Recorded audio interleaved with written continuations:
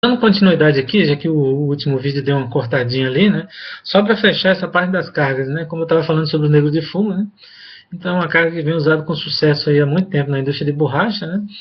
E o que, que a gente vê? Que as cargas elas têm um papel muito importante na indústria de polímeros, né? Então, às vezes você tem alguns produtos de engenharia aí na área automotiva, né? Que os caras usam, às vezes 20, 30, 40%, né? De carga inorgânica, por exemplo, fibra de vidro, né? Então, o que são as cargas, né? São esses, normalmente, ou material cerâmico, né? Ou então, como eu falei, né? No caso do negro de fumo, ele tem uma origem orgânica, né? Uma, ele tem uma natureza ali que vem dos hidrocarbonetos, né? Ele é derivado dos hidrocarbonetos, tá? Por exemplo, eu posso considerar também as fibras naturais como cargas, né? Hoje em dia tem tido uma demanda maior, né, desse tipo de reforço por causa da questão por causa da questão ambiental, né? De usar fontes renováveis, né, entre outras coisas, né.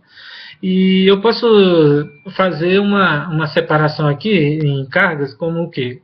Com objetivo. Elas são usadas em polímeros com que objetivo? Em dois principais. Quais são?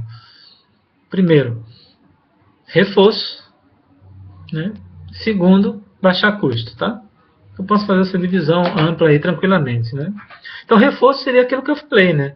Seja aumentar a resistência ao desgaste, como por exemplo o uso do negro de fumo na borracha, seja o uso de fibras, né? Que as fibras, normalmente as cargas reforçantes, elas têm, ou são de natureza nanométrica, seria o caso do negro de fumo, ou elas têm uma razão de aspecto alta, né? Que seria o quê? A razão comprimento e diâmetro, né? Ou seja, são cargas alongadas, cargas fibrosas, né? Que seria, por exemplo, fibras de vidro, né? É, as argilas fibrosas, como eu falei num trabalho que eu participei lá na iniciação científica com uma argila, né? Fibrosa, né? Então, nesse caso, sempre tende a ter um efeito reforçante, né? Então, o que seria efeito reforçante? Como eu falei, aumentar a resistência ao desgaste, aumentar o módulo, a rigidez, né? Aumentar a resistência mecânica, né?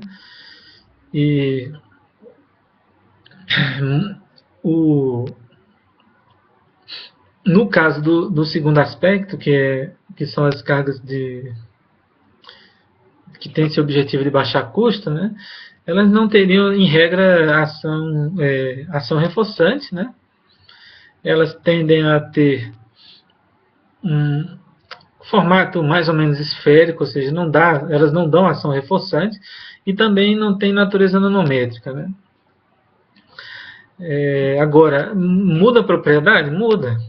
Inclusive o custo, né? Que o custo, a gente não pode esquecer que o custo é uma propriedade, né? Mas ela muda outras propriedades, por exemplo, a dureza. A dureza tende sempre a aumentar, né? Quando você usa uma carga, né? A ductilidade, ela vai tender a reduzir, né? Então, de novo, não esquecer, né, de visualizar todos os aspectos possíveis, tá? De levar-se em conta, né, para não ter surpresas, né? E não esquecer que como a maioria das cargas elas são cerâmicas, né? Não esquecer nos efeitos dos equipamentos, tá? Ela tem natureza abrasiva, então tem sempre que se pensar no material que compõe aquele equipamento de processamento lá, porque pode se promover grandes desgastes, né, na rosca, né, na extrusora como um todo, né, e realmente pensar no equipamento quando se vai trabalhar com muita quantidade de carga é sempre importante, tá? Então, o que exemplos eu poderia dar de cargas? Como eu falei, negro de fumo, fibra de vidro, né, argilas, carbonato de cálcio, né, o dióxido de titânio, né, e por aí vai, tá? Os óxidos em geral, né, óxido de cálcio, óxido de alumínio, né, então, N cargas aí, tá? Presentes, né? Uma coisa que, em regra, a gente pode pensar com cargas é que elas tendem a,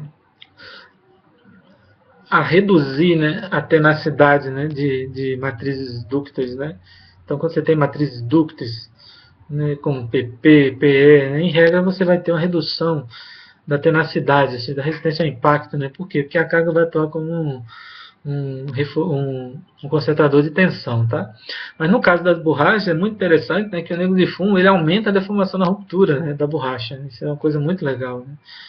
Então, apesar de ser uma carga, né, e essa carga ela não tem deformabilidade, digamos assim, ela lá dentro ela tende a fazer com que os segmentos de borracha deformem mais, né? Isso é uma coisa bem legal. Claro que existe um limite para isso, tá?